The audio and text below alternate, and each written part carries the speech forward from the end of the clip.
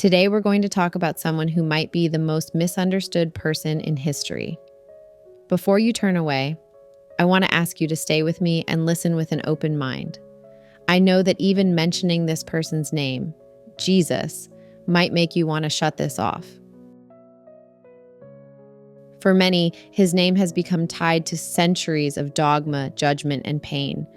But what if I told you that what you've been taught about him may not be what he was actually trying to say? What if the stories we've built around him have buried the truth he was pointing to?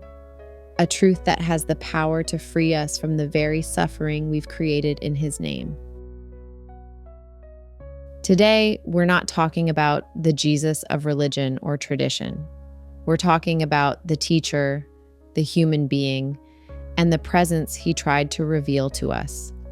Jesus has been misunderstood for thousands of years, and that misunderstanding has shaped how billions of people see themselves and their place in the world. But if we strip away the layers of interpretation, if we listen carefully to his own words, we find something much simpler and far more profound than what we've been taught. He wasn't pointing to a God sitting far away, watching and judging us.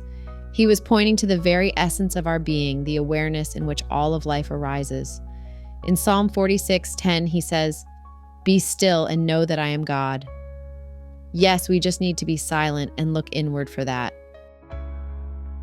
When in Luke 17:21, Jesus said, "Neither shall they say, lo here or lo there, for behold, the kingdom of God is within you."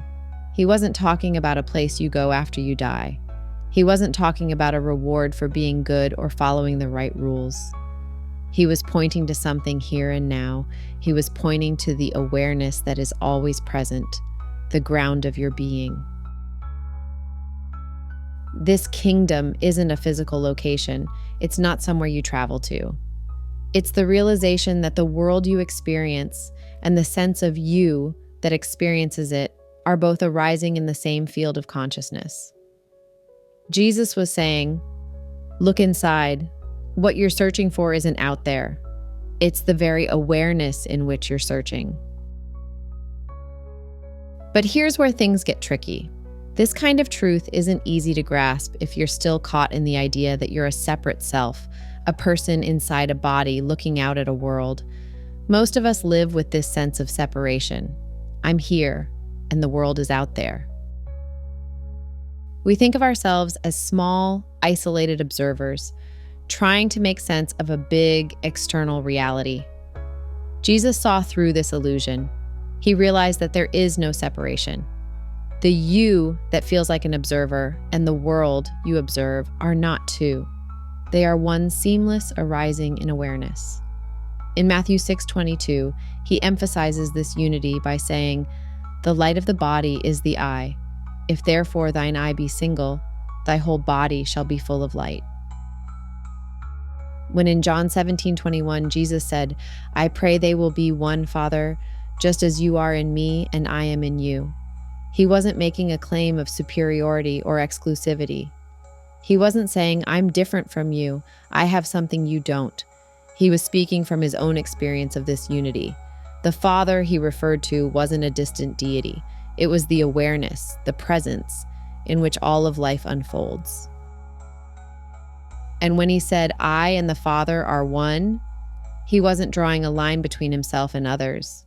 He was inviting everyone to realize the same truth, that this awareness, this presence, is what we are. It's not outside us. It's not something we reach for. It's the very ground of our being. The problem is, most of us don't live from that understanding. We live from the belief that we're separate individuals, navigating a world outside ourselves. And because of this, we've misunderstood so much of what Jesus taught. Take the idea of love. Jesus said, "Love your neighbor as yourself." But he wasn't giving us a moral rule. He wasn't saying, "You should love others because it's the right thing to do." He was pointing to the fact that there is no other. Ponder this. The love he spoke of arises naturally when you see through the illusion of separation. When you realize that the awareness in which you exist is the same awareness in which everyone else exists, love is no longer something you have to try to do. It's just what happens when you see clearly. Even the stories about Jesus' compassion, his willingness to embrace outcasts and forgive those who were condemned, have been misunderstood. People often see these as acts of extraordinary kindness, as if Jesus was going above and beyond what a normal person would do. But he wasn't acting from kindness in the conventional sense. He was acting from the direct understanding that all appearances, whether we label them as good or bad, sinner or saint, arise in the same awareness. There's no judgment in this awareness. Think about the cross, which has become the central symbol of Jesus' life. For many, it represents sacrifice, suffering, or redemption. But what if it means something deeper? What if the cross is a symbol of surrender, not to death, but to the truth of what we are?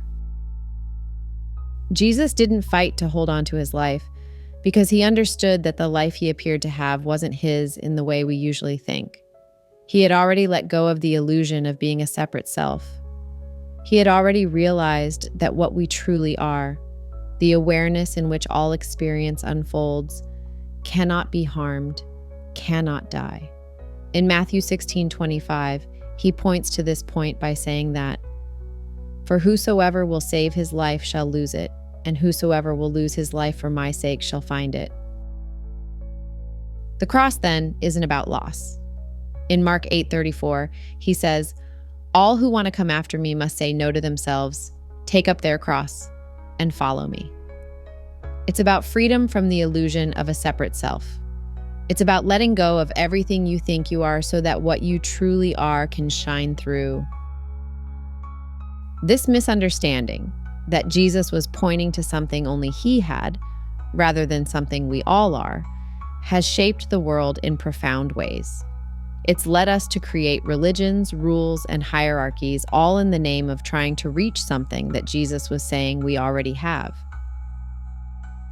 It's turned his teachings into commandments when what he was really offering was an invitation.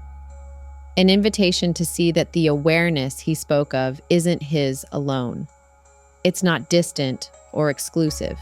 It's what you are, right now, whether you recognize it or not. In Acts 17:28, he says, "In him we live and move and have our being." It asks us to let go of the idea that we are separate, that we are observers looking out at a world that's apart from us. It asks us to let go of the belief that there's a distant power controlling our lives or judging us. And it asks us to let go of the idea that what we're searching for, peace, love, fulfillment, cannot be found anywhere outside ourselves.